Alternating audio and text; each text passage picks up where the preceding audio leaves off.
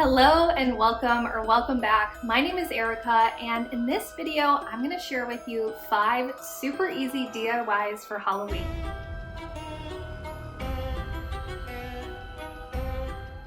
So before we jump into this video, I have 2 really exciting announcements that I wanted to share with you. So the first one is that I am relaunching my Etsy shop.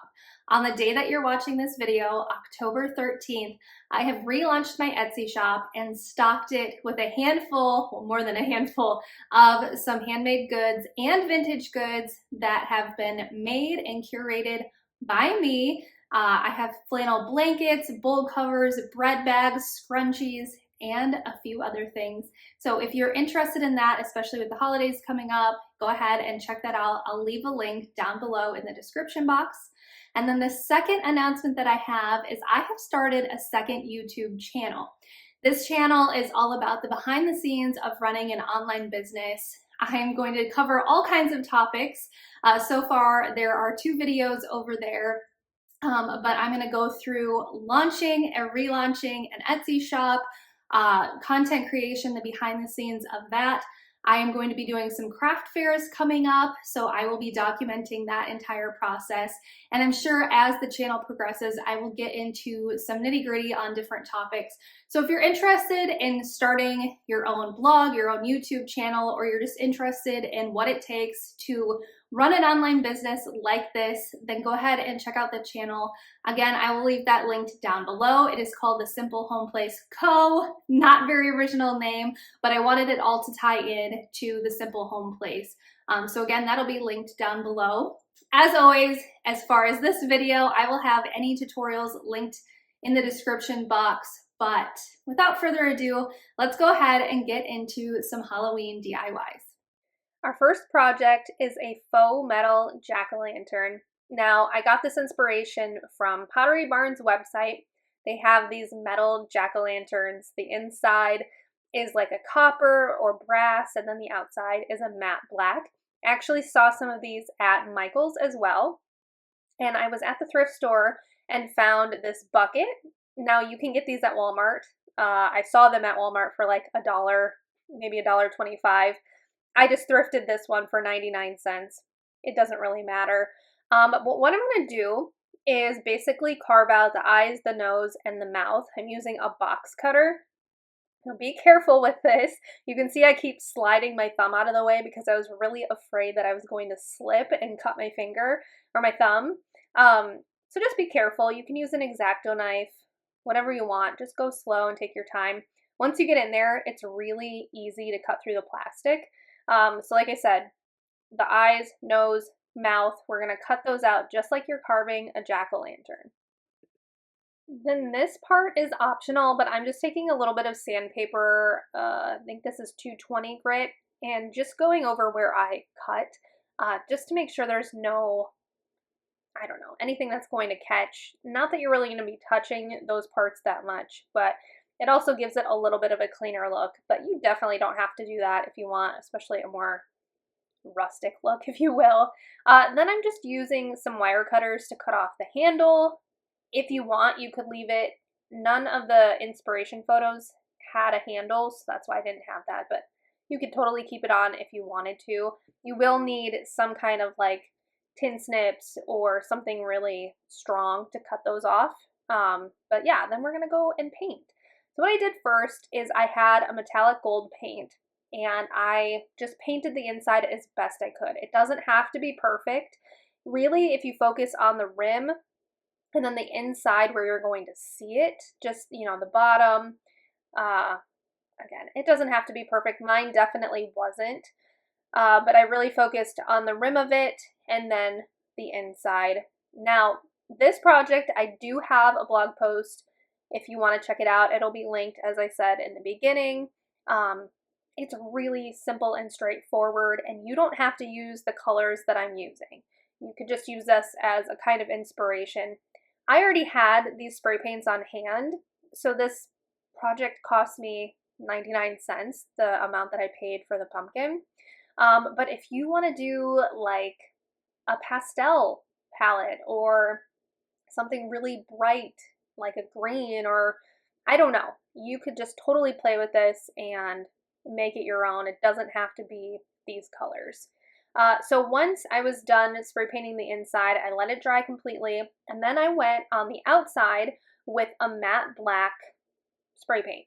I flipped it over first just to get the bottom and the sides, and then once I was done with that, I actually put a little piece of paper on the inside of the pumpkin to shield the paint from getting in through where we carved. And then once all the paint was dry, I went in with this paint marker that I had. I already had it on hand, so it was no big deal. And I just went around the rim again, because really you're trying to make it look like there's metal on the inside, or that like the outside is painted black, inside is copper or whatever. Totally optional again. I just happened to have this. I didn't even buy it for this project. I bought it for another one. So yeah, totally optional, but I think it gave it a little bit of an extra polished look. And again, you could go in with whatever color you wanted to, but I really like the look of the black and the brassy gold color. And that was it. I just added an LED candle that I got from the Dollar Tree on the inside, and it looks really, really cute outside. Just a lit up pumpkin, a little bit more sophisticated, I guess, than maybe some of the other ones you might have. Super cheap, super easy to make, and I absolutely love it. Our next project is again super easy, and you'll see a very common theme with all of my projects. They're all super simple and easy. This one is going to be like a splattered candle. So I was at Michael's and I found a black taper candle and then this white pillar candle.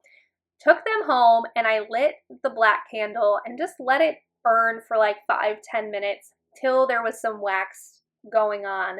And then I just put some parchment paper down on my work surface and very carefully started flicking the black candle, moving it around, and letting the wax drip all over the white candle. Again, be careful, make sure there's nothing around. You could blow the candle out and then do this if you wanted to, but because I had the entire candle that I wanted to cover, basically what I did is I splattered one side, allowed it to dry, and then moved it over. So in between, I just put it back in the candlestick. And as you can see, I'm just moving it over. You could do this, I think, with pretty much any color if you wanted to. As you can see, the black kind of shows up more of like a navy almost, but I think you can do this with pretty much any color that you want, any color candles. I have read that the white doesn't show up on a black candle very well. I didn't test it, but it probably shows up more clear than anything. So anyway, play around with this, but I just thought this was a little bit fun and cute and Halloween themed without the spooky and scary, which was what I was going for. I thought I'd throw this in. I changed a couple of things for my autumn decor, and I just changed that taper candle to an orange one. And then on this area, this is where I wanted to put the candle. So I had thrifted a candlestick, and I was going to do a DIY with it, but then I was like, I just liked how it was. It was made in Japan, I guess. It was very lightweight, or it is very lightweight. I still have it. But I thought it would go really good with this. It just felt a little bit more grandiose, I guess you could say. A little bit fancier. Not that it's super fancy, but a little bit fancier than what I normally go for. And I thought this candle looked really pretty on top. Then I just added this little house that holds a tea light next to it. I thrifted this as well, and I absolutely love it. I think it's perfect for fall and Halloween as well as Christmas, so I can keep it there for the next few months. But I love how this candle turned out. Go ahead and give it a try. Again, super easy and super inexpensive. So our next DIY is spooky thrifted art. Now I know I'm like 3 years behind on this trend, but I'm telling you, the last couple years I have looked at the thrift store and I could not find any art pieces that I thought would work. And I was at the thrift store a while back and found this. I think it was 99 cents. I think that's what I was showing you. And I thought it would be cool. The scene is, you know, there's like clouds in the back and then it looks like there's sun shining through. But this like statue water feature in the front was kind of creepy. and all of these trees and everything I thought would be really easy to transform into a fall vibe. Now I will tell you, I am not artistic when it comes to painting. In high school, I painted in art class and I wasn't horrible at it, but definitely not amazing. I'm very particular when it comes to drawing and stuff, so I'm not great at it. So if I can do this, you totally can. You just have to find the right piece. So I just took a bunch of different browns and oranges and reds and paint, and I'm just going over where they had painted. This isn't an actual painting, it is like a print, but I just went right over all the leaves. You can tell it's like a print of a painting, obviously. And so I just went over the little brush strokes and it worked out. Is it perfect? No, but I really liked how it turned out. I am not really into like the ghost type decor and things like that. Like I said, I'm trying to stay away from spooky, but in terms of this, I thought I could make it cutesy or a little bit cute. I think it turned out cute. I think even if you're not totally into spooky type stuff, this is just a fun project to do if you're looking for something creative to do, or if maybe you're having a girls' night, maybe you all could come with something to paint and you can just add your own either autumn, spooky, Halloween, whatever type vibe that you're wanting to do. And it's just fun. Like, this was only 99 cents for me, and I don't feel like it's that big of a deal if I mess up or it doesn't turn out exactly how I want. It was still fun to do and something creative. So I say go for it, even if it's just for funsies, which I think all of these projects are, right? Maybe they're not totally your vibe, but they're fun to do, and I enjoy adding a little bit of Halloween in very subtle ways. So I just added this to a thrifted frame, and there you have it. There is my spooky thrifted art. Next up is a Cobweb Pumpkin. So this I just came up with happenstance, right? So I had this pumpkin that I used for another project, and I ended up ripping things off of it that I had hot glued, and so it wasn't looking great. Initially, my thought was to do like a stone or a concrete pumpkin, but I was kind of overdoing the baking soda paint I've done in previous videos, and I was going to buy some stone spray paint, but it is so expensive, and this is just for fun. It's decor that is like, I don't care that much about it. You know what I mean? Like, it's not something I'm holding precious. I just wanted to make over something that I already had and make it look better and make it look nice for the season and for Halloween. So I decided instead to just spray paint it black because I figured that would at least cover up some of those, I don't know, places where I tore the paint, or not the paint, but like the outer coating of the pumpkin off. I just wanted to mask that a little bit. So the black paint definitely helps because it's matte and whatever. But then I wanted to do something a little bit extra than that because it still didn't look totally great. So I had the idea of making cobwebs with hot glue. So I just took hot glue and went to town. I went through quite a few sticks of hot glue, by the way, so if you do this project, just know that. But yeah, I just went crazy, and I don't know, there was no rhyme or reason. I just wanted to get everything covered in hot glue and make it look like cobwebs. Now, you could leave it like this if you wanted to, but I ended up taking it back outside and spray painting it one more time with the black so that it kind of blended in a little bit better. I didn't want the clear. Now, if there is a way that you could do white, I think they might have colored glue sticks.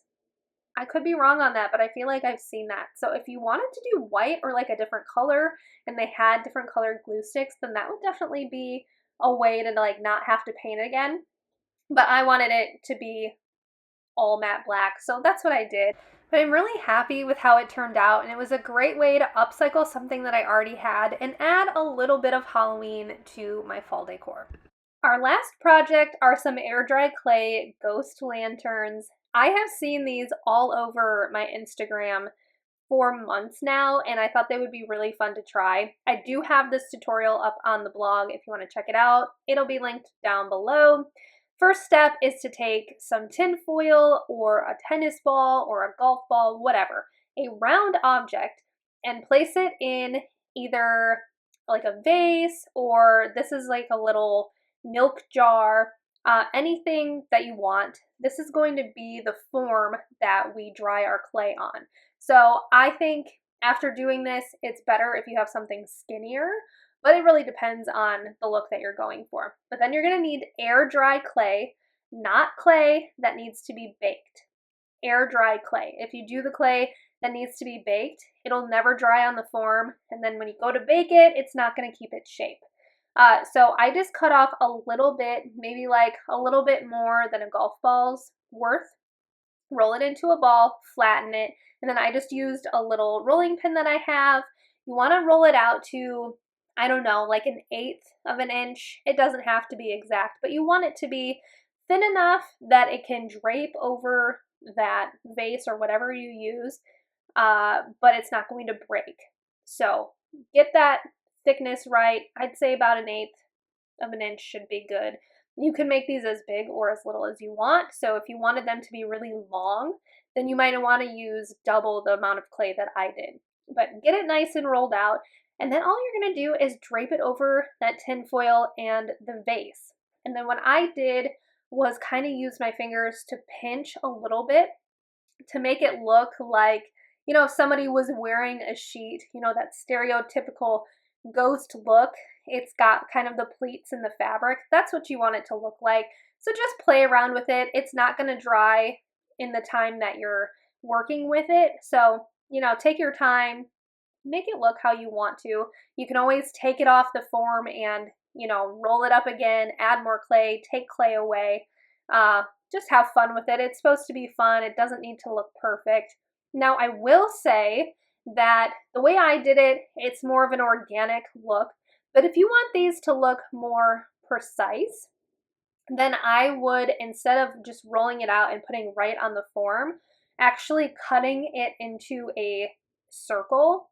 That way you get nice crisp edges on the outside, but you definitely don't have to do that. Then for a couple of these, I decided to carve out some eyes. So I'm just using a toothpick to do that. Now, if you want to be more precise, again, going back a step, roll out the clay, then use like the end of a piping tip or something more precise to carve those out or cut that out, then drape it. But if you want to do the way I'm doing it, a toothpick, any type of sharp object, if you have clay tools, there is a tool that is for stuff like this. You can also carve out a mouth if you wanted to. I just did the eyes, but I guess if you wanted more light to come through them, if you're using them as a lantern, then doing the mouth would be great too. Once you have done this step, all you have to do is let them dry. So the packaging on my clay said 4 to 14 hours. That's what I did. I let them dry completely, and then I took the tin foil out, and there you have it. You can stop at this point if you want to. I took it a step further and decided to paint them. I just painted them an off-white color. I did this for, one, aesthetics, but two, because in my mind it felt like I would be sealing them up and I'd like to keep these for years to come, and so I just painted them. You could get really creative with this, paint them all kinds of colors.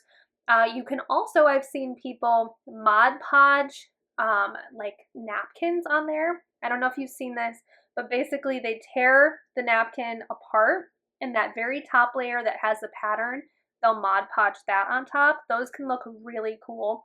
So any type of look that you want to go for, go ahead. Now the ones that I did not carve the eyes out, I used a paint marker and just painted the eyes on there. You could also use regular acrylic paint. Either way is fine.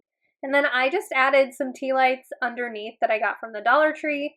Originally, I thought they were the white lights, but they turn different colors and not totally my style, but they're fun for the kids, and that's kind of what I'm going for. So really fun, and especially at night, The light obviously shines really brightly through the eyes and from underneath, and I really love how these turned out. Thank you so much for being here. I hope that you enjoyed this video. Again, I will have any of the tutorials linked down below.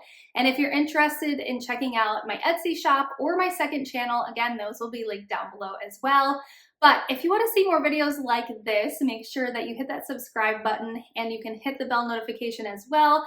That'll just let you know every time I upload a new video. But thank you so much for being here. I really greatly appreciate you, and I'll see you next time.